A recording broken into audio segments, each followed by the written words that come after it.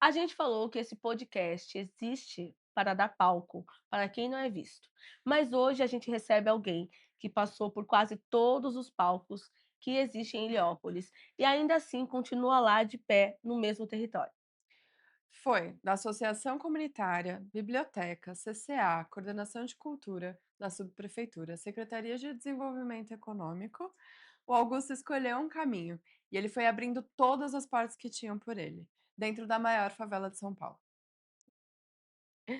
Heliópolis não é um lugar onde as coisas acontecem para você, é um lugar onde as coisas acontecem só quando alguém decide o que fazer e como fazer. E Augusto é uma dessas pessoas. E que torna a história dele especialmente rara é isso: ele não saiu. Chegou na secretaria, chegou nas parcerias, chegou nas políticas públicas, tudo isso dentro do território, fazendo projeto social. Augusto, seja bem-vindo ao Social é Compromisso. Yeah. Obrigada por ter vindo. Eu que agradeço, muito obrigado, gostei muito dessa introdução, hein. Que bom, a gente escondeu de você pra você. Esconderam e É foi legal quando a gente emocionante, mostra muito como mesmo.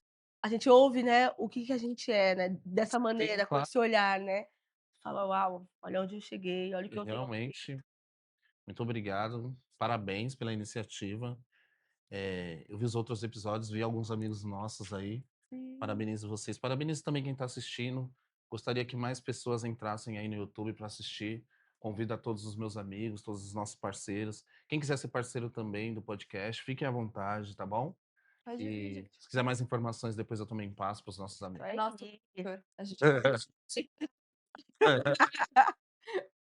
desculpa, não ia Foi perder legal. a chance de mexer. Gente, por favor, ajuda a gente. Sim. Mas eu queria começar fazendo a primeira pergunta. Conta um pouco pra gente da sua trajetória, assim, como você super tem vários projetos na sua trajetória, foi de várias frentes, como que foi isso? Quando começou?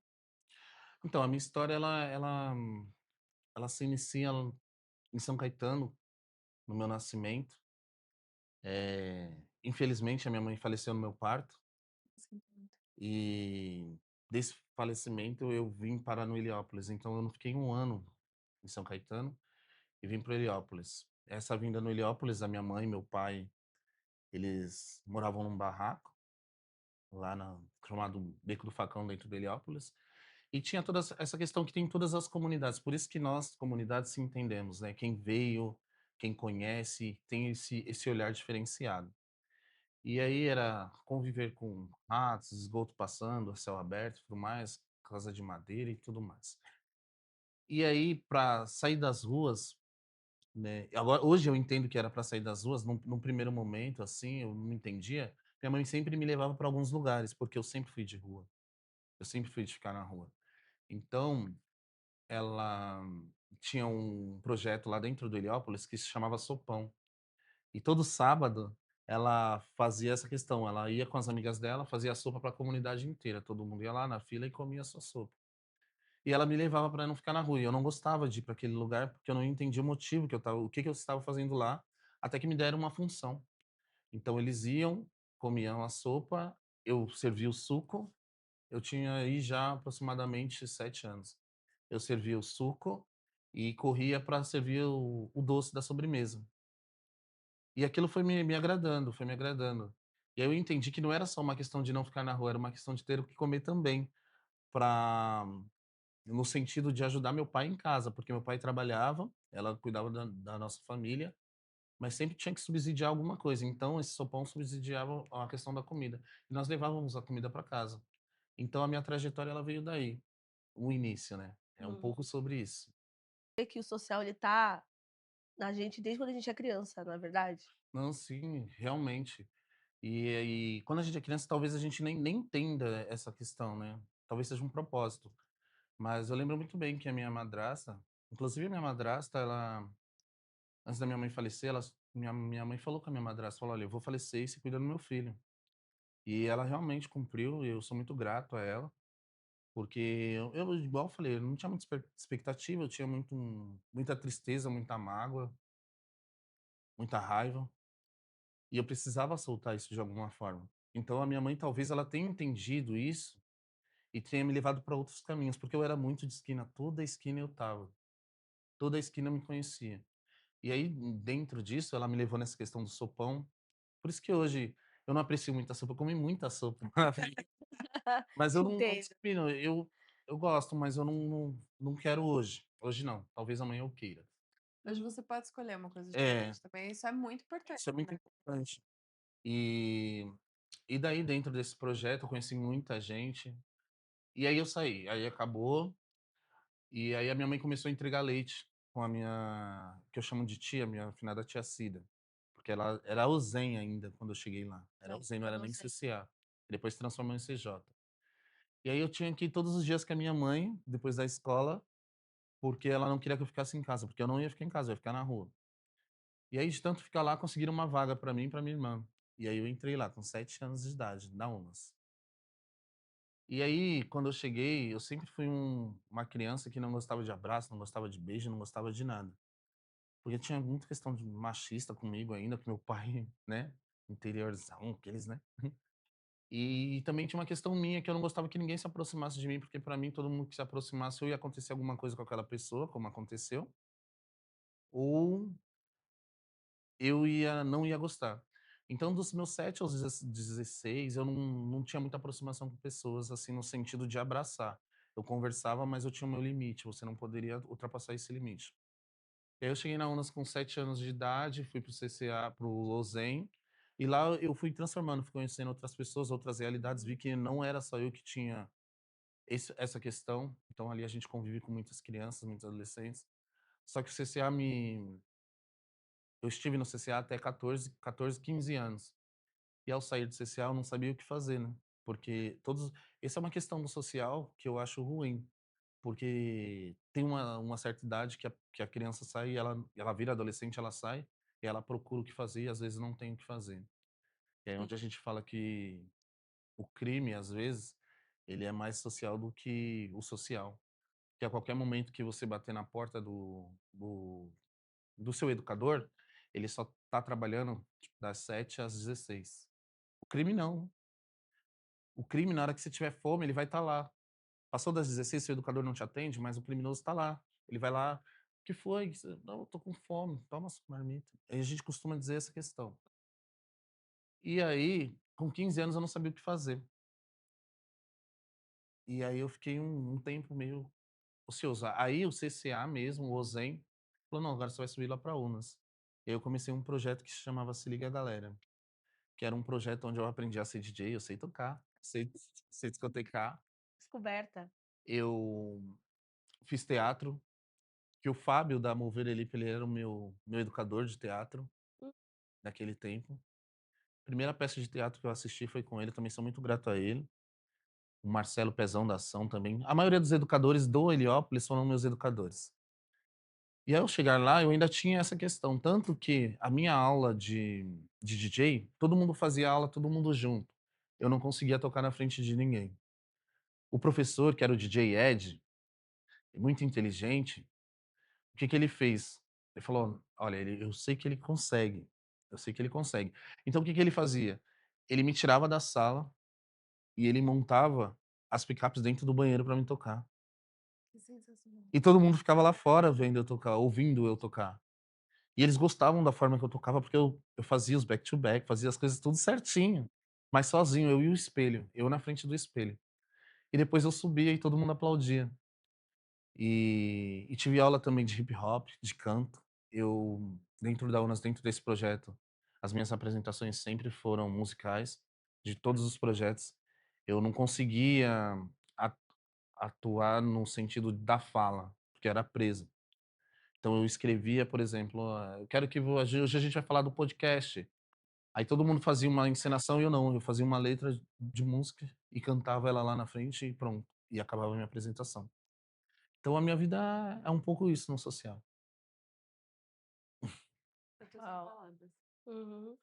Obrigada Acho por essa troca, amiga, porque já tô É, você trouxe, Augusto, que o social te tirou da rua, o social ele né, realmente você trouxe, o social me tirou da rua, mas ele teve um tempo de te tirar da rua, porque depois, quando acabou aquele tempo de estar no social, o que que eu vou fazer agora? Pra onde eu vou? é, Isso me traz aquele negócio dos projetos sociais ter uma levar uma limitação. alimentação constante, né, porque realmente tem prazos. Alguma atividade tem um prazo de até tal idade, até tantos meses, né, tipo 6 meses de projeto, 3 meses de projeto, 1 mês, tá, e depois, pra onde aquele jovem vai? O que que ele vai fazer?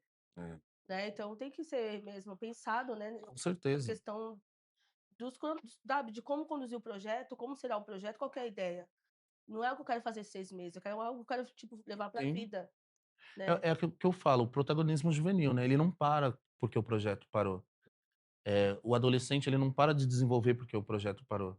E nesse desenvolvimento até cognitivo, aonde está a associação que estava com ele no começo? E como que ele vai fazer esse parâmetro de distanciar? Falar: "Olha, é só até aqui É. e depois daqui o que que eu faço?". Eu ainda tive sorte que com 15 anos eu fui para esse projeto, mas só que depois eu fiz 16 e eu também não tinha mais para onde ir. E aí a Unas me abraçou nesse sentido. E aí eu fui para o Geração Vida, que era um outro projeto da Unas. E depois de tudo isso, eu entrei na biblioteca. Eu fui o primeiro educador da biblioteca, que foi feita com o Rui Otaki, o nosso finado Rui Otaki, o arquiteto. E lá na biblioteca eu tive o conhecimento com os livros, né. E fiquei lá por um bom tempo. O meu contrato era de 2 anos, e aí entra e sai de pessoas, e aquela loucura, e livro, cataloga, e tudo, manipula, limpa. E aí eu comecei a gostar de livros, então já foi uma outra realidade. E aí depois disso, eu saí da biblioteca, eu recebi um convite para ser educador no CCA. Então olha só, com 7 anos eu entrei no OSEM como educando, e com 17, 18 anos eu já era educador no mesmo CCA que agora que eu chamava de OSEM. E ao chegar lá eu me deparei com uma outra realidade, porque eu era sentado na cadeira ouvindo e aprendendo, e agora eu estava ensinando. Ensinando o quê, se eu acabei de chegar? Ensinando o que eu aprendi lá dentro da mesma sala. Então, eu passei a ser exemplo, eu não vim de fora do Heliópolis para ser o educador do agora CCA. Eu vim de dentro do Heliópolis, das mesmas cadeiras que eles sentaram, para ser o educador deles. Então, eu se tornei uma certa referência nesse sentido, porque eu tinha experiência e exemplos para falar, né. E aí eu fiquei lá no CCA por um bom tempo também, como educador. Depois surgiu a oportunidade de eu virar coordenador pedagógico. Eu virei coordenador pedagógico lá também. Eu achei muito legal você trazer justamente isso, né, que você foi do CCA e você volta como educador. Mas já Uhum, na sua fala, assim, quando você conta a sua trajetória, o primeiro pensamento que tem é ela: "Nossa, que referência, olha que exemplo legal, que história bacana". Você se vê como uma referência e quando foi que você começou a se ver, se você se vê, né, assim, enfim. Sim. Eu me vejo como uma referência, principalmente para o meu filho também agora, né, que agora eu tenho meu filho Bernardo, mas eu me vejo, porque as pessoas elas se espelham, né, principalmente os educandos. Quando eu entrava na sala, eu descaracterizava muitas coisas, né. Eu falava: "Olha, eu vim daqui, eu sou daqui, então eu creio que vocês podem me falar o que vocês sentem, porque eu já senti, eu também já estive sentado aí". E tanto que eu mudei a minha dinâmica de aprendizagem. Não era da forma de um sentar atrás do outro. Vamos fazer um círculo, porque aqui ninguém é melhor do que ninguém, então vamos se sentir numa questão de equidade. Porque uhum, igual não tem como, a gente pode ser, né, e ter uma equidade. Porque essa questão do igual, ela é errônea, porque não tem como eu ser igual a você, pensar igual a você. uhum, Posso te dar os mesmos instrumentos para que você pense diferente, mas aí é uma equidade. E nesse sentido, então eu me vejo, assim, como uma referência lá no Heliópolis por essa questão, por ter jovens ainda que me chamam de educador, jovens que aplaudem quando a gente acerta também, vem na gente, dá sugestão para que a gente possa fazer algo também. Eu uhum, me vejo, assim, como uma boa referência nesse uhum. sentido. E você é, de fato. Verdade, verdade. Quem foram as pessoas de dentro ou fora do Heliópolis que te espelham e te mostram que vale a pena prosseguir, continuar fazendo o que você faz, sabe, que você se espelha? Ah, primeiramente minha mãe, né, se minha mãe não me apresentasse o social, eu não ia conhecer nada. Aí depois tem até a minha tia finada Cida, que era do CCA PAN, tem a tia Simone, que a gente chama todo mundo do CCA Hã. de tia, né. E aí vem os meus educadores, que hoje são meus amigos, que eu chamo de amigos de trabalho agora, né, que é o Fábio Rubson, o Renato, o Marcivan, o Marcelo, o Maxwell. Todas essas pessoas foram meus educadores um dia, e hoje eu tenho eles numa mesa como amigos, discutindo projetos, discutindo saberes, no sentido, por exemplo, só para vocês terem uma ideia, eu com 16 anos, 16 anos, estávamos discutindo o projeto Céu Heliópolis, eu como criança, adolescente, discutindo o que nós queríamos no céu, e o céu está aí hoje. Hum. Discutindo a questão dos prédios redondos, olha os prédios aí, entendeu? Então eu acho que eu tenho uma história dentro de Heliópolis. E uma outra pessoa também que me marcou muito nesse sentido, foi o meu finado irmão, Eduardo. Naquela questão que eu volto a falar pra vocês, que a minha mãe faleceu, então eu não conhecia a minha família. Eu vim para Heliópolis e eu não conhecia meus familiares. Eu tenho 2 irmãos, né, que era da minha mãe, eu era o terceiro. E aí nós se distanciamos. Uma questão de distância de meia hora, porque era só uma descida. Mesmo assim, a gente ficou 16 anos sem se conhecer. E um belo dia meu finado pai decidiu me levar até eles, que era só uma descida, eu fui de Barra Forte ainda, Barra Forte Vermelha. Não esqueço esse dia, foi muito bom pra mim. E ao chegar lá, eu com vergonha de bater na porta, mas Quantos anos parece você que tinha, algo Augusto? eu tinha meus 16, 15, Uhum. 16 anos. Eu com vergonha de bater na porta, porque eu não conhecia, né, era estranho pra mim. Na hora que eu toquei a campainha, ele já abriu chorando, ele já é é incrível, ele me conhecia sem eu conhecê-lo. Minha fisionomia, ele lembrou a Hum, nossa mãe, que eu costumava dizer que era a mãe dele, porque eu não tive o convívio. Pra mim, a minha mãe é que tá na minha hum, casa. Mas não numa questão de ignorância, é uma questão da minha figura que eu tenho, né. E aí ele me abraçou, eu esperei tanto, e aquilo ali me emocionou, porque pra mim ninguém nem ligava que eu existia da outra parte da minha família. E eu vi que não. Eles até entendiam que existia, mas não iam na comunidade me conhecer, e eu também não descia. E aí ele me apresentou para minha família inteira, a minha família inteira passou a me conhecer, eu gosto muito deles, minhas primas, tudo, um beijo para eles também. uhum. E foi muito importante para mim ter esse outro lado da família, porque eu só conheci o lado da família da minha madrasta, que são muito acolhedores a mim. Eles me abraçaram de uma forma que é incrível. Mas só nessa questão que ele me motiva, por quê? Porque eu não fiquei com meu irmão 2 anos, porque ele também faleceu. E ele também faleceu na minha frente. Ele tomou uns 7 tiros aí. E eu estava junto com ele. Uau. E aí e aí veio aquela questão, né, meu primo morreu com 11, meu irmão morreu com 24, do meu lado, na minha frente. E ele estava com as minhas roupas no dia, ele trabalhava na Defesa Civil, nós fomos pra Defesa Civil, trabalhamos lá, que ele me levava em tudo quanto era lugar, porque ele queria que eu conhecesse. Tanto é que ele queria que eu tivesse o nome da minha mãe, eu não tenho o nome de mãe, porque meu pai eu saí do hospital, meu pai Uhum, não colocou o nome de mãe, só tem o nome de pai.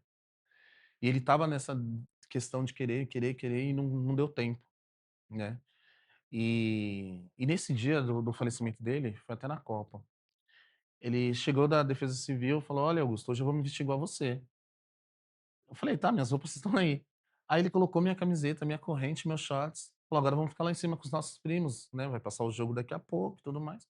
Aí nós ficamos, aí nisso caiu estava caindo um balão, falei pra ele: "Meu irmão, posso ir lá correr atrás desse balão? Vai cair ali na horta". Ele falou: "Vai lá".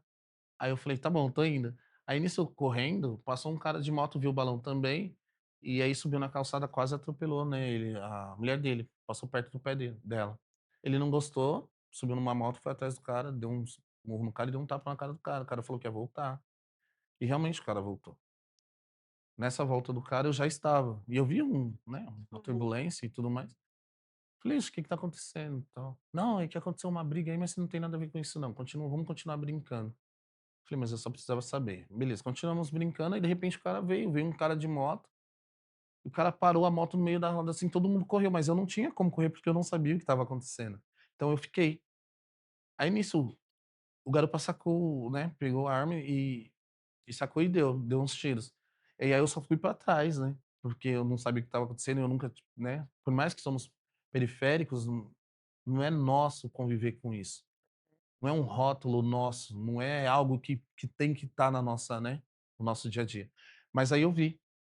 E aí deu os tiros, meu irmão atravessou a rua e morreu na mesma calçada da casa que ele nasceu. E aí todo mundo estava lá dentro, né, como eu estava lá para o lado de fora, eu vi, aí o cara correu, aí começaram a sair as pessoas, aí eu fiquei lá.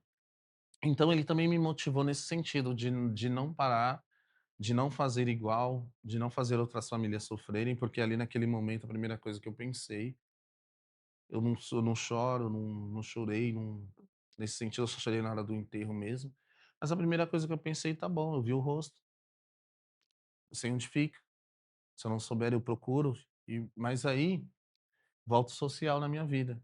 Porque quando eu volto para a comunidade, após enterro, após tudo, eu sou abraçado de novo pela comunidade, eu sou abraçado pelos meus educadores, eu sou abraçado pela minha mãe. Então como que eu vou fazer mal para uma outra pessoa, sendo que eu tenho a minha base, você entende? Então eu não consegui. Mas o que ficou registrado na minha cabeça, e hoje eu luto para que para outras crianças não fiquem, e principalmente para o meu filho, é aquela questão, todo mundo que um dia eu amei morreu e eu estava perto. Então, eu eu me limito muito a falar para o meu filho que eu amo, para que não aconteça a mesma coisa. E é muito triste isso, você ter um sentimento nesse sentido. E aí, a minha válvula de escape é o social. Então eu faço pelas pessoas o que um dia fizeram por mim. E eu me sinto Uhum. bem, e enquanto eu tiver fôlego eu vou fazer e pronto, não tenho que tirar. Tá em mim, nasceu em mim, vai ficar comigo. É isso. E é todo mundo mesmo, num sentido de que eu falo assim, porque eu tive um outro episódio agora com meu finado pai. Eu estava junto de novo, É, é um ciclo assim, né. eu estava junto de novo. E aí eu penso: "Qual vai ser o próximo?" Não tem uma parada, sabe, tipo, não estagna aquilo ali. Como te parece que é uma Mas pra você parece que é um ciclo, né. e não para. Mas talvez com o Bernardo isso se quebra, né, mas você tem Então que se talvez tem que se quebrar, senão não tem isso, como, não tem como. isso. Vai ficar eu fazendo o quê? Enterrando todo mundo? É. Será que eu fiz alguma coisa aí que não é, né? Uhum. E mas aí eu sempre penso no social. Aí o social sempre me ajuda, eu sempre quando eu tô pra baixo, assim, eu faço alguma coisa, fico com a minha esposa, fico com a minha sogra, com a minha mãe. Minha sogra também é muito legal comigo, ela tem essa visão. Meus cunhados, meus irmãos. Eu internei meu irmão tá internado por causa de drogas também. E e eu que sou o responsável dele na clínica, entende? É uma carga que eu talvez não precisava ter agora nesse momento, mas eu tenho. E aí a minha válvula de escape volta a ser o social.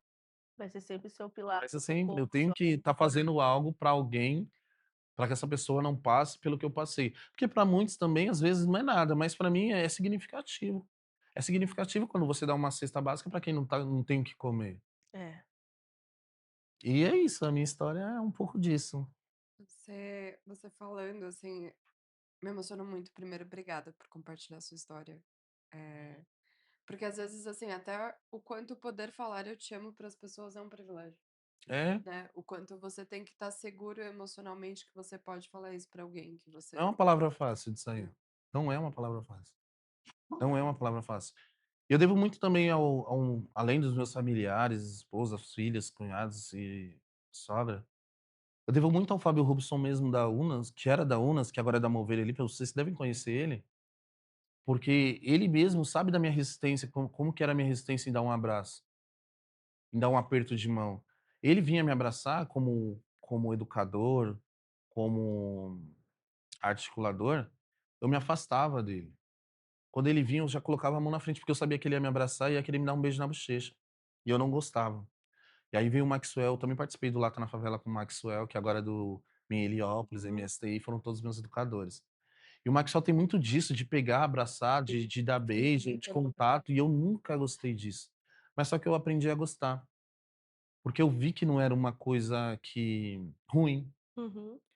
Mas até hoje a palavra, assim, "eu te amo", ela me soa uma questão é melhor eu não falar, porque eu acho que vai acontecer alguma coisa com essa pessoa.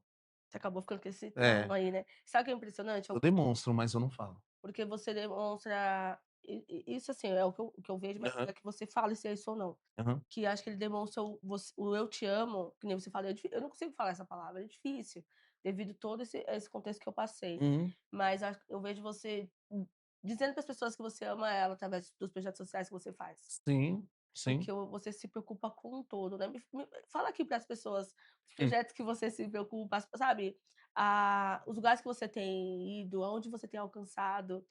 É, Esse através olhar de amor e ação do "eu te amo", que sim. você não consegue falar, mas você Eu fez. desconstruí a palavra, né, eu desconstruí a Isso. palavra e transformei em ações. Uhum, Então, por exemplo, até os meus sobrinhos, eu gosto muito dos meus sobrinhos, então eu tento estar presente, mas eu não consigo falar que.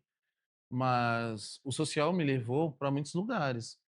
Eu com o social fiz algumas viagens, representei, já fui eu já fui delegado em questões de conselho tutelar, de conferências. Eu fui, que nem a gente estava conversando, supervisor de cultura na subprefeitura do Ipiranga. Foi o social que me levou até. Hoje eu estou na Secretaria de Desenvolvimento Econômico e Trabalho, onde a nossa uma das nossas funções é levar empregabilidade, capacitação profissional para dentro dos territórios da cidade de São Paulo e para a cidade de São Paulo. Então essa inserção do território das periferias na cidade de São Paulo, e essa questão do pertencimento. Eu acho muito interessante também quando o poder público ele enxerga que dentro da comunidade tem pessoas que possam ser esse braço, que uhum, faz esse elo. Então a questão não está mais elitizada como se diziam que estava. Então você tem um representante da prefeitura dentro da sua comunidade, então eu acho muito interessante, que leva as demandas. Então o social ele me trouxe essa questão, ele me ele me alivia, ele me faz transitar em lugares que eu jamais pensei em pisar, ele me trouxe aqui, se não fosse ele eu não estaria aqui, ele me fez conhecer, me fez conhecer, me fez conhecer, e eu sou muito grato. E não é a palavra social, né, a palavra social é linda, mas no dia a dia não é tão lindo assim o Uhum. social. Vai dar nada. Ele é um corre, eu tiro pelos amigos que a gente tem no social aí.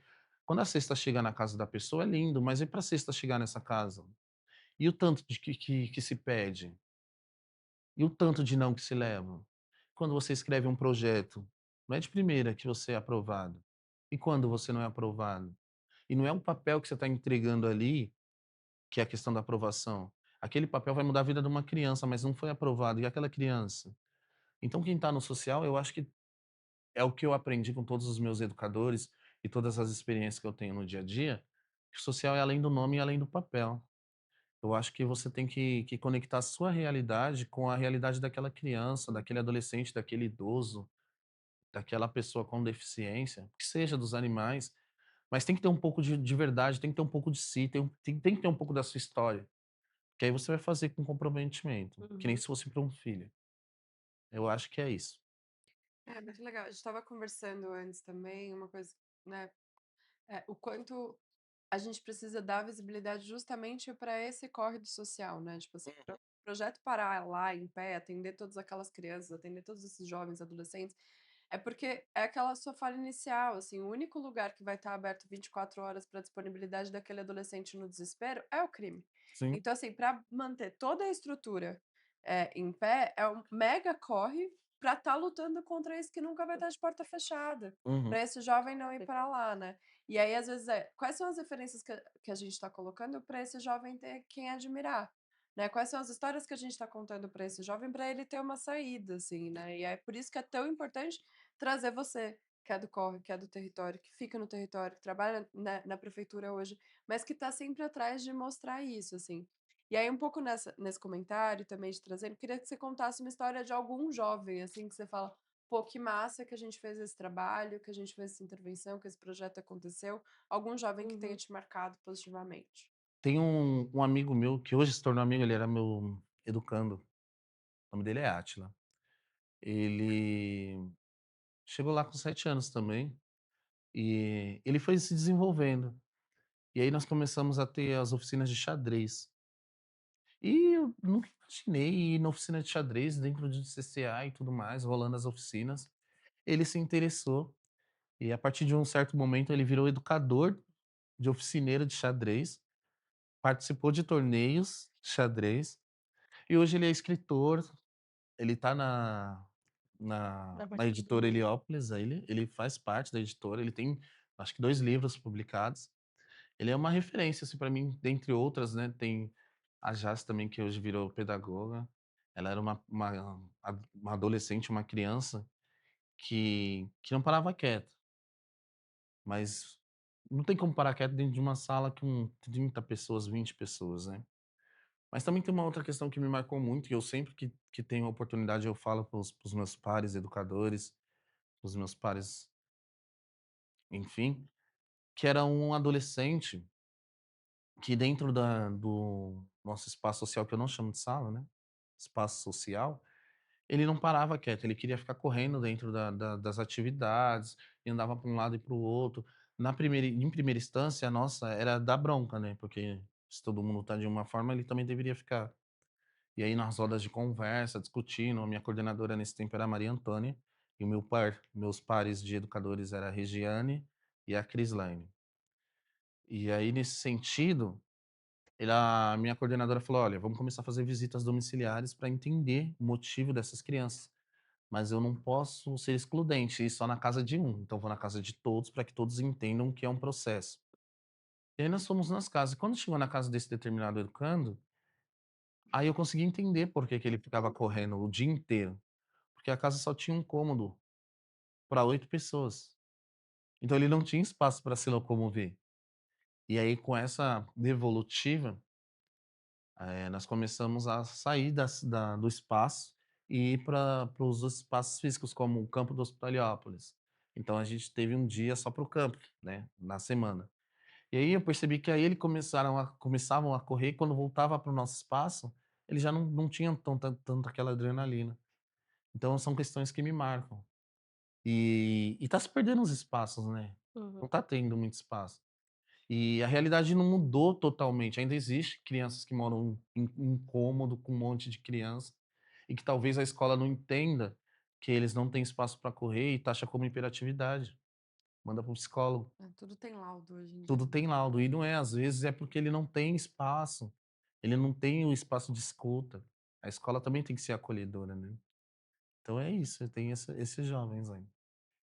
E é muito importante o quanto essa curiosidade de ir até o educando, entender a realidade dele, te fez ter uma noção do todo e pensar numa estratégia de como, né, fazer diferente com ele, né. Às vezes a gente lê 70 livros de você está no meio das políticas Uhum, públicas, tudo tem metodologia. sim, E é é, óbvio, precisa ter, gente não estamos criticando as claro, metodologias não, claro, mas às vezes é isso, assim, é o olhar, é a escuta, é o interesse genuíno para ver o que está acontecendo daquilo que foge do padrão, se sim, tem algum hum, motivo raiz, né. E como isso, tipo, uma coisa que é simples, vai lá, vê como é a casa dele, e tudo mais pode trazer diferença, né. E o social tem muito disso, assim, as coisas se conectam, a gente precisa sentar numa sala para falar de um aluno todos juntos, né, tipo sim. assim, assistente social, o Uhum. educador, todo mundo precisa olhar para esse aluno, verdade. porque é muito complexa a realidade, gente, se a gente ficar só separando em caixinha, É, não chega a lugar nenhum. Quer dizer, até chega, mas talvez não com tanta presença, né. nem com objetividade, né. Chegar por chegar não faz sentido, É, tem que ter um propósito. tem que ter um propósito. Eh, e tudo isso vem também das experiências que eu tive também, além da teoria. A teoria, como você mesmo disse, ela é importante, Uhum, mas você tem que ter o feeling, né, você tem que ter aquele momento e falar: "Nossa, eu acho que eu já passei por isso, talvez seja algo que eu possa sim. introduzir no meu planejamento pedagógico". Então eu posso trazer uma vivência minha para essas crianças. E é isso, é importante sim, é muito interessante. Você trabalhou diretamente com crianças e adolescentes, né. Uhum. Então, assim, vários projetos, né. Você foi um, né, dos educados ali, passou a ser, né, foi educando, passou a ser educado e começou Uhum. também a educar. Então você teve muito contato com jovens, com crianças, e esse trabalho acaba ensinando a gente Sim. alguma coisa. O que que você aprendeu? É uma boa pergunta sua, uma boa pergunta mesmo, que eu também não preciso ficar fazendo muita reflexão para te responder. Eu aprendi que toda criança, todo adolescente, todo idoso, todo ser vivo, ele é um ser na sua totalidade. Então não tem como a gente ou nós, julgarmos uma pessoa por uma ação daquele momento, ou por um ataque de fúria ou algo do tipo. Eu acho que tudo tem que ser estudado, tudo tem que ser entendido. E eu vi muito com pelo menos com crianças e adolescentes, que eles precisam do espaço de escuta, que às vezes não tem em casa. Por quê?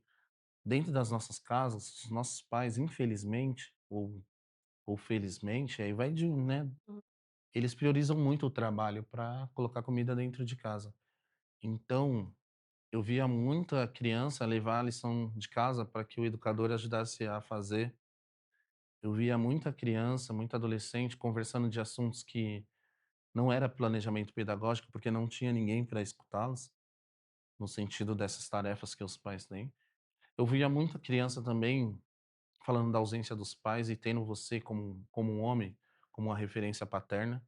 E aí você tem que escutar, mas você tem que separar, no sentido eu não sou não falar que eu não sou seu pai, mas nesse momento eu sou um educador que te escuto. E aí numa reunião de pais, você vir conversar, falar: "Olha, tem que ter um espaço de escuta dentro da família, vocês têm que frequentar outros lugares, conhecer outros lugares, levarem para passear". Crianças que só passeavam porque o CCA dava um passeio. É bem complexo essa questão da educação não formal. Ela é bem complexa. É complicado também, né, ouvindo você falar, porque às vezes é isso, o pai, tipo, precisa colocar Então, comida uhum. pra dentro de casa, e aí pra fazer isso ele passa 3 horas no transporte público, aí trabalha 8 horas, aí 3 horas pra voltar, e aí, assim, é compreensível, é compreensível. tipo, por É, quê, mas ao mesmo tempo eu também entendo Não se que às vezes justifica. e aí você fica assim: "Cara, sim, como faz, né?" Porque ou a gente começa a pensar em soluções sim. melhores, né, para melhorar a qualidade de vida de todo mundo e não só de uma pequena parcela da Sim. população, ou não tem como. E é o que você estava falando também, essa rede de apoio tem que começar a pensar, planejar nessa questão de como ter esse olhar diferenciado para criança, adolescente. Porque tá, a gente tem o conselho tutelar, mas não é só o conselho tutelar que tem que assistir a criança e o adolescente. Tá no estatuto, todos têm que assistir essas É crianças. o Quem está dever ser. assistindo é o dever. É, A gente não, nós não estamos assistindo no meu ver, entende? Não existe uma rede, existe uma rede de apoio de falácia, mas ela não está conectada. Ela não sim. está conectada. E quando eu falo rede de apoio, eu acho que a questão da iniciativa privada também tem que estar. Ela tem que entender que o pai tem um filho ali, e aí tem que ver o mecanismo, porque a empresa também precisa produzir, e é muito Tem todo complexo aquele isso aí. contexto, Tem né. todo um Eu contexto. vejo os pais com o escape do pai dele fazer algo pelo filho, é mandando ele para o projeto social. É. É pedindo: "Ó, vai lá, você vai participar sim do CCA, você vai sim para o treino de futebol, você vai sim lá para aquela palestra". Eles vão mandando, porque acho que é a forma deles Hum, falar assim: "Ó, eu acho que eu consigo através disso". é. Mas também tem muito déficit de pais em reuniões nos projetos sociais, né. Sim, É, sim. mas aí entra também a lógica da empresa que também não Uhum, não flexibiliza entende. para o cara ir atrás da informação do próprio filho, né, tipo assim, É. a gente eu sei que a gente não fala de dado, a ideia é falar de histórias, mas tem um dado que para mim marca muito, desde que as pessoas voltaram para os escritórios presencialmente, o número de mães voltou a se empregadas voltou a ser o que era antes da pandemia, porque alguém precisa cuidar dessa criança. E como que a mãe trabalha, tendo que fazer todo esse corre Sim, de transporte, lá, e cuida do filho? Não dá, e aí acaba, né, ficando na mãe, que também às vezes tem que fazer uma série de corres para sim, poder manter, para complementar a renda, Sim.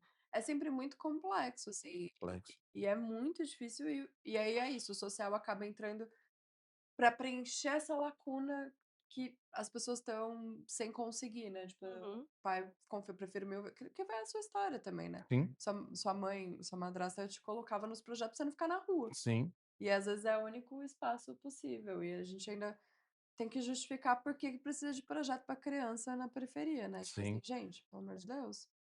Eu acho que a justificativa ela tá mais do que explicada. Eu acho que, na minha opinião, a iniciativa privada ela deveria entender um pouco mais, né, dessa questão, né, e cabe a nós também, Sim. enquanto podcast, enquanto seres humanos que passou por projetos, mostrar os nossos projetos, dar visibilidade, ter mais espaço como esse para Uhum. dar visibilidade. Talvez pensar até também em empresas que financiam projetos sociais, que têm esse compromisso com o social, estar vindo falar um pouco sobre e Sim. montar uma rede mesmo de apoio, e aí depois chamar o poder público também para estar nessa rede, porque é muito importante, transformam vidas mesmo. Uhum. Traz grandes impactos. Pagando bem, gente. Vocês Claro, é isso, não é brincadeira não, Obrigada. Verdade. não é brincadeira, é Não, a verdade. gente está super disposto a trazer. Eu acho que tem que trazer a iniciativa privada e o poder público para sentar na mesa Uhum. para falar de social. Eles são atores extremamente importantes. A sociedade inteira tem que conversar sobre isso, porque a gente não está na Suíça, entendeu? A gente tem desigualdade, a gente tem. E é isso, a questão de crianças e adolescentes. É um problema, é uma questão de todo mundo tem que se engajar, todo mundo tem que parar para pensar, do tipo, a gente até uma pessoa que já teve sentada aqui, que é o Daniel, ele fala assim, ele falou: "Cara, se você é pai e você sabe, você tem que se um amigo meu não paga pensão, eu não falo com esse cara". Então, assim, é uma questão da sociedade parar para olhar e falar assim: "Esse é um problema de todo Sim, mundo tem que olhar para as crianças, porque elas não têm por que olhar, né". É isso, tipo assim, eles, né, é. não pensam E isso mas isso a gente tá falando de uma parte da população, das crianças. Mas nós temos que entender também que a população tá envelhecendo. nossa, sim, aí E nesse sentido, o que está se pensando? Do Ipiranga. Fala um pouco sobre esse lado do acho que o Ipiranga ele tem quantos idosos ali? Eu perdi os dados, mas eu dentro da subprefeitura nós criamos o comitê dos idosos. Aham. E nessa discussão Dos projetos bem legais, é, alguns projetos. e nessa discussão nós buscávamos a parceria e tudo mais para fazer atividades para que os idosos se engajassem, né. E é muito interessante, eles têm interesse em se engajar sim, Sim. eh, eles fazem, eles produzem, mas talvez falta visibilidade para os projetos dos idosos também. Eu conheço bastante associação aí que trabalha com idosos também, depois se vocês quiserem os Aham. contatos, Plenamente. porque é interessante discutir, levantar essa pauta. Tem a Secretaria de Direitos Humanos que tem a pasta do idoso também, que está lá, está trabalhando, tem o fundo do idoso, mas dentro dos territórios periféricos você não vê idoso muito se movimentando.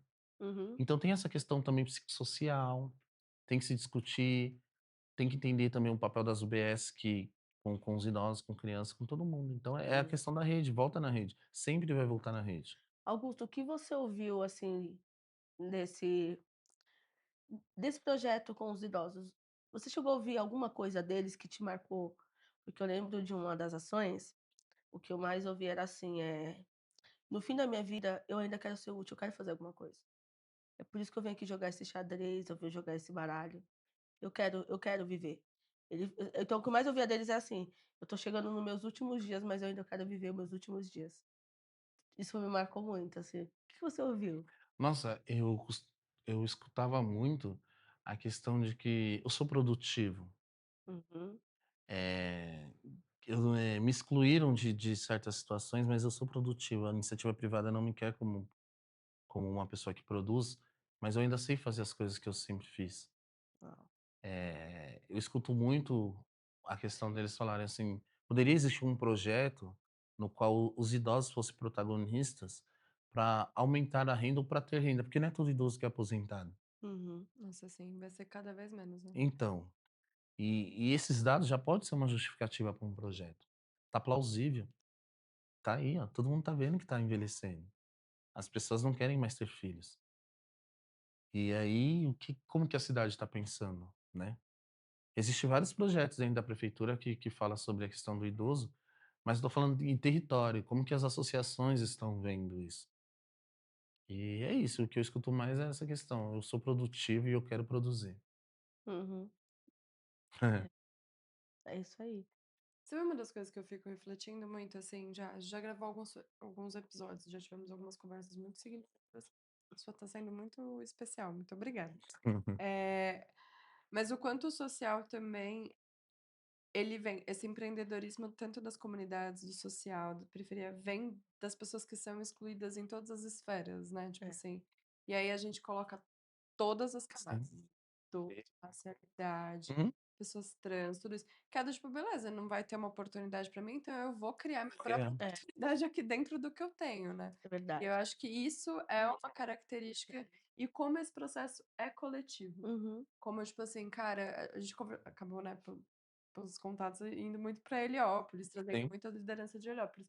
Tenho certeza que se a gente for pra qualquer outra comunidade, vai ter, tipo, sempre uhum, a mesma galera, não a Uhum. mesma galera, mas um perfil parecido junto que é empreendendo, tipo assim, tá bom, vamos criar, gente, as nossas oportunidades, né. E o verdade. quanto isso é empreendedor, e o quanto isso deveria ser inspiração para as pessoas. Sim. Na verdade, se a gente for mais além, sempre existiu essa questão social. Nas festas juninas de bairro, eles não se Sim, organizavam, eles não sabiam quem venderia o quê, é. para onde que ia o dinheiro, na verdade, o dinheiro da barraca ia pra barraca, mas pagava Uhum, o som. Então eles já faziam isso os nossos, né. E aí o que que a gente veio fazendo? Só mantendo o que já era feito. E agora com a iniciativa, né, com o poder público, e eu acho que é isso. A gente tem que ocupar vários lugares, outras comunidades, tem vários amigos aí, Paraisópolis, outras comunidades uhum. aí, mas quando se bater lá vai ser as mesmas questões.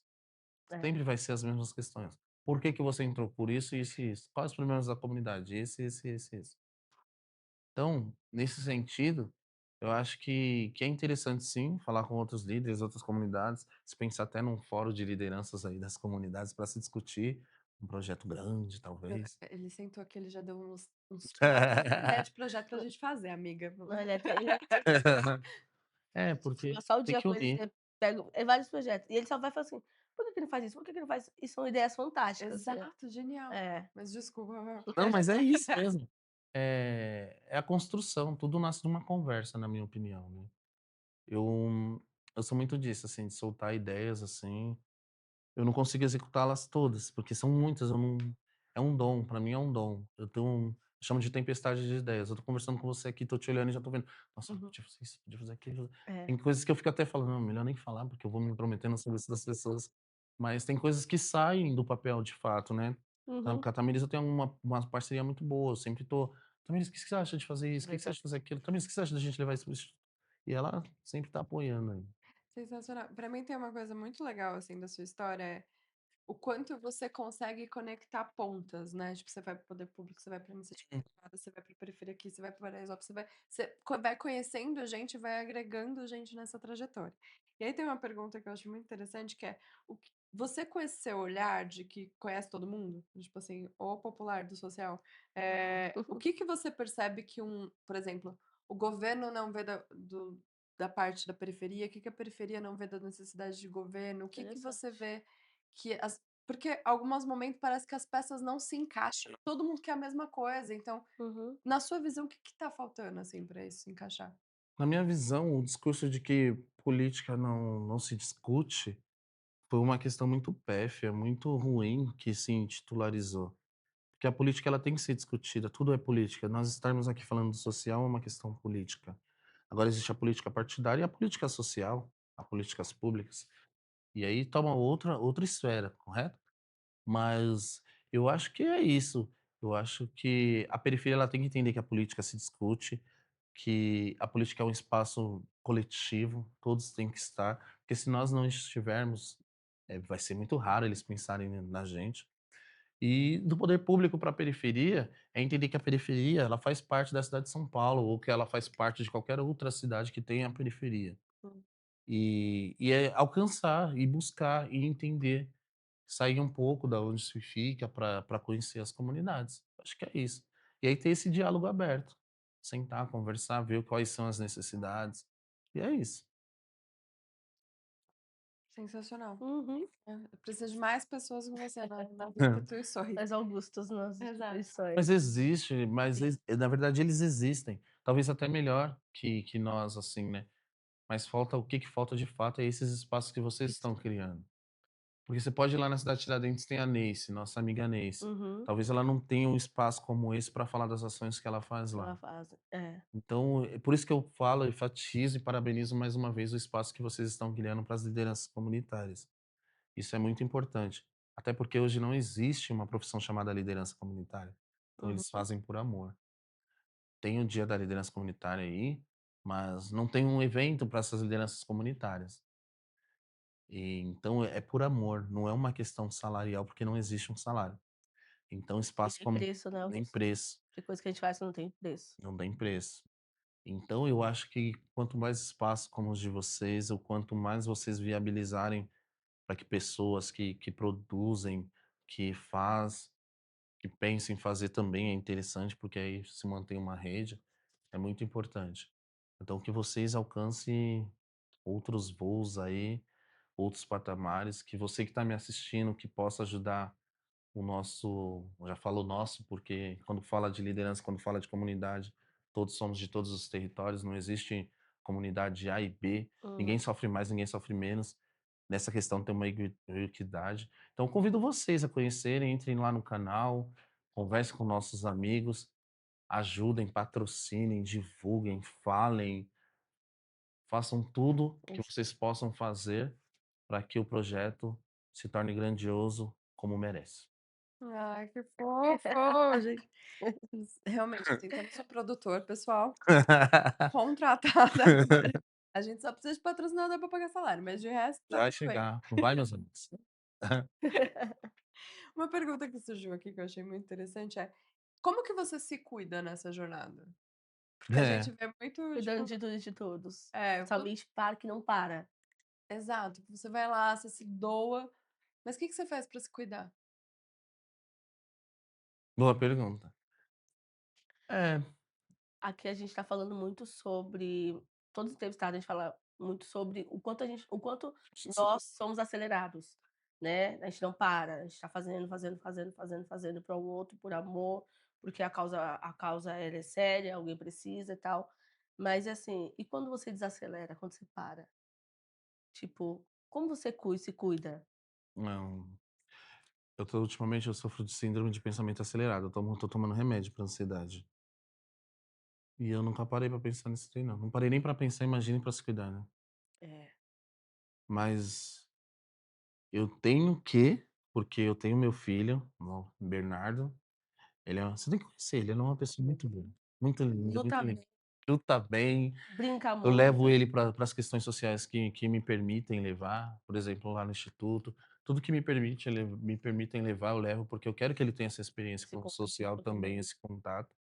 E a minha válvula de escape é ele, porque eu chego em casa, ele já tá me esperando, ele me abraça, ele quer ficar do meu lado, ele não desgruda É um de mini mim, Augusto ele. ele é ele, eu fico com ele, mas eu pretendo sim começar umas terapias, eu tenho uma amiga minha que faz terapia e ela fala que é muito importante mesmo. Uhum.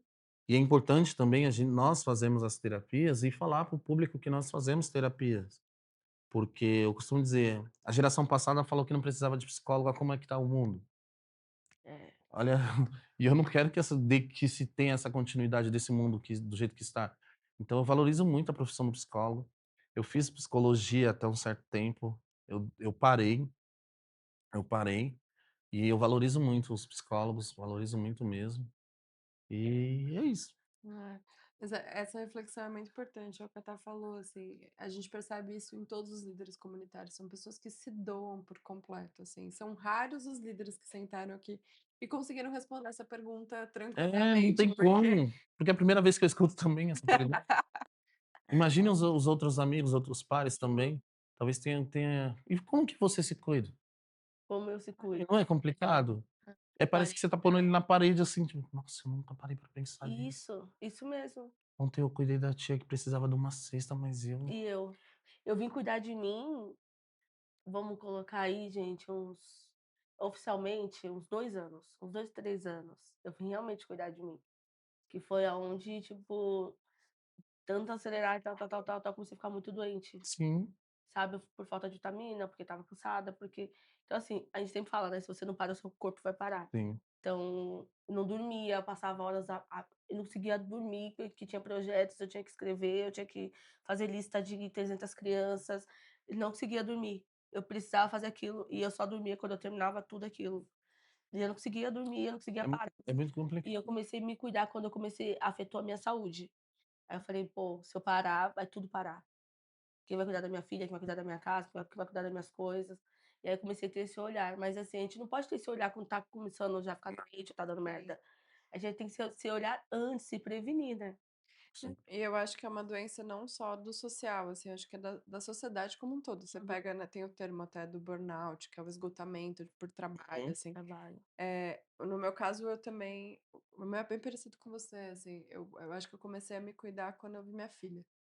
E é do tipo assim, não vai dar pra pra eu ter outro burnout, entendeu? Eu tenho que estar disponível para essa criança, eu tenho que entregar para ela. E aí eu comecei e ainda faço bem capenga. Tipo assim, preciso me cuidar mais, não tô e Sim, aí é isso, assim, as pessoas precisam também se olhar e Sim, entender que existe um limite entre os nossos projetos, o que a gente é, a uhum, nossa família, as coisas sim, são verdade. divididas por um motivo, assim, a gente precisa se, né, estar com energia para tudo, claro. e que é difícil. Você falou de psicólogo, eu não vivo sem minha psicóloga.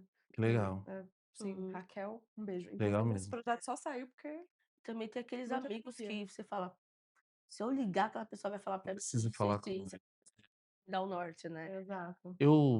eu faço parte da direção da CUFA também, junto com o Marcelo. Que legal. A pergunta aqui é: o que que você não faz É. parte?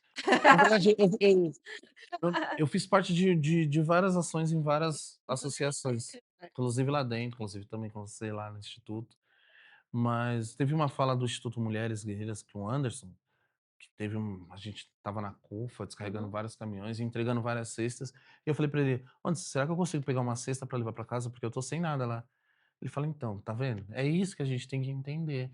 É, Nós se doamos tanto que esquecemos da gente. Nós somos também seres humanos que têm essa necessidade". é. E isso me pegou e sempre me pega. E é um convite também para convidar, se vocês Sim. puderem, Maura, o pessoal do Instituto Mulheres aí, meus parceiros, meus amigos, vocês Episódios, aguardem. Gente, é isso mesmo. vou começar algo pra vocês em casa, tá muita panela. Porque Um vai falando do outro. e assim, todo mundo que eu falo: "Nai, todo mundo é amigo, né, Nai?" Eu falo: "Nai, tá então assim, todo mundo é amigo". Então Todos se assim, conhecem. vai ter que ter um podcast especial com todos nós juntos de uma vez aqui, assim, ó, falando sobre social, seria legal, né. Isso é Todo legal. mundo aqui e tal, vixe, imagina, a galera fala demais, uma hora conversa todo mundo aqui, vai ser bem legal, mas é uma panelinha assim, O tipo Augusto já chegou e falou assim: "Por que que você não reúne todo mundo no final do aí, último ó, episódio?" E a gente eu falei: "Calma, a gente vai ter verba pra isso". É, vai sim. Sim, então mas é isso. Mas amiga, tá ótimo, é tipo assim, pô, o Heliópolis é um lugar que tem muito projeto, tem muita coisa sim, acontecendo, que a gente consiga chegar nas panelas dos outros lugares, vamos para é, vamos lá pra Zona Norte, vamos pra Zona Leste. Porque, assim, se cada temporada a gente fechar uma panela, a gente vai começar a ver que, pô, ó o quanto de vida que Dá existe. pra fazer bastante feijão. Todos dá pra os fazer lugares. bastante feijão. Eu tenho uma coisa que eu gostaria de falar também, dessa sua fala da questão da cesta básica, que eu acho que isso me pega, assim, num lugar, talvez até pra gente entrar nesse pau já saindo completamente do roteiro, que é as pessoas também esperam que líder comunitário e líder de projeto não possam, tipo, ter um salário, não possa ascender, não possa ter uma vida Sim, estável também, né? As pessoas esperam que essa pessoa sempre esteja num lugar de escassez. E o quanto isso é cruel, né? Porque assim, a gente estava falando sobre essa questão da liderança comunitária. Cara, os projetos sim precisam ser sustentáveis financeiramente. As pessoas sim precisam viver, tipo assim, sem estar, sabe? Pensando nessas coisas. E tem muita gente que ainda propaga, tipo assim, vê um projeto crescendo, vai lá e, tipo, fala, ah, porque o fulano fez tal. Gente, a gente tem que começar a crescer todo mundo junto, não é pra, tipo Sim, assim, pra viver só sim, pra, tipo, cesta básica, é pra todo mundo ter projeto, crescer e tudo mais, sabe?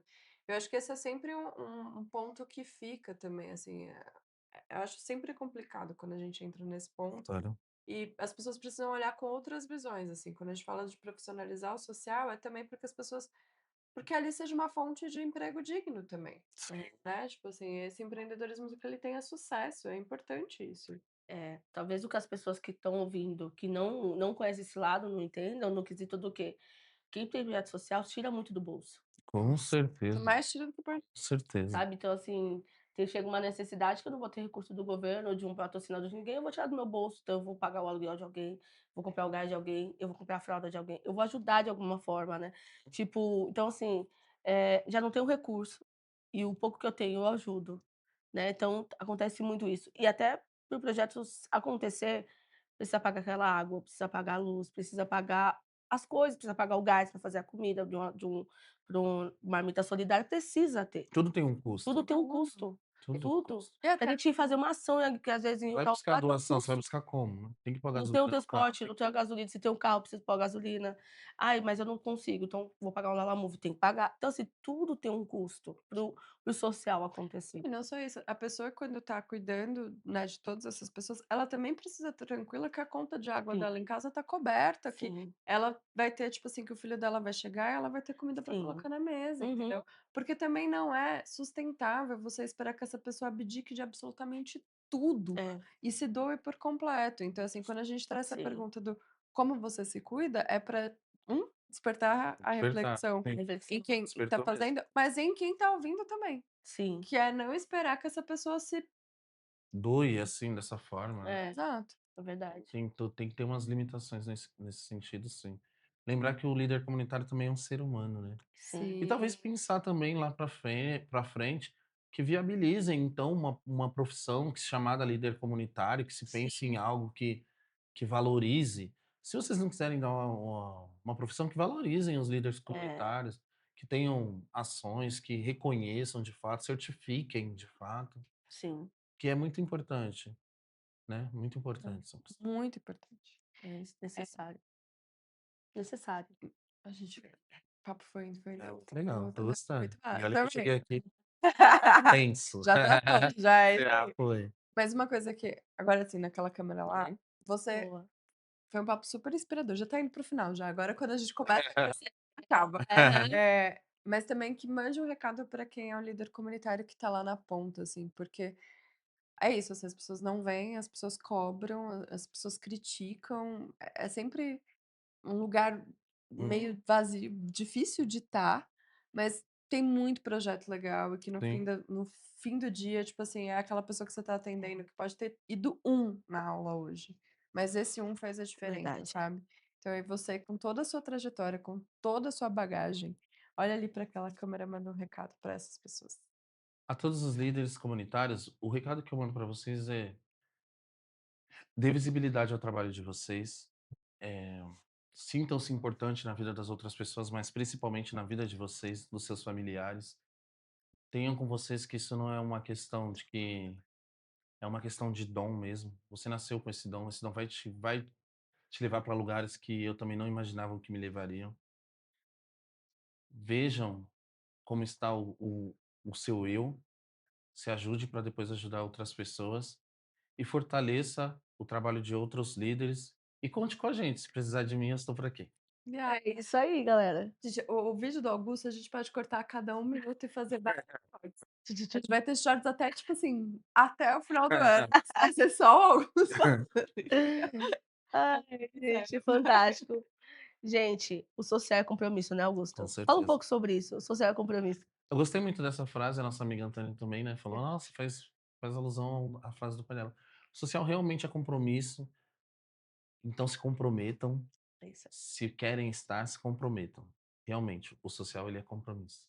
Social é compromisso, se comprometam com a gente, com o nosso canal. Com certeza, Curte, compartilha, principalmente.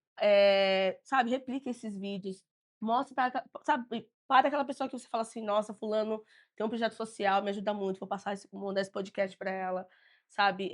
Talvez você é beneficiado com algum projeto social também, se identifica. Principalmente. Então esse podcast foi feito para esse propósito. Então, gente, compartilhem, curte, deixa o seu like, siga a gente no Instagram, siga a gente no YouTube e siga a gente no TikTok. Gente no TikTok também. E assim, você chegou até aqui, muito obrigada. Eu Sim. tenho certeza que esse episódio para mim obrigada, Augusto, Que foi um isso, dos mais inspiradores. Eu fiquei extremamente comovida. Sua história é muito inspiradora. Daquelas fazia tempo que eu não falava isso. Cadê o livro, tá? A biografia, pode começar a tenho trabalhar. vontade, acredita? Eu tenho vontade. Vamos. Nós Falar com o estamos nosso amigo, né. É, Agora. Ai. E é isso então, gente. Muito obrigada por ter ficado até aqui. Obrigada, é Augusto, isso, mais uma ótimo. vez. Até a próxima, Tchau, pessoal. gente. Tchau, tchau. Viu? Social é compromisso. Social é compromisso.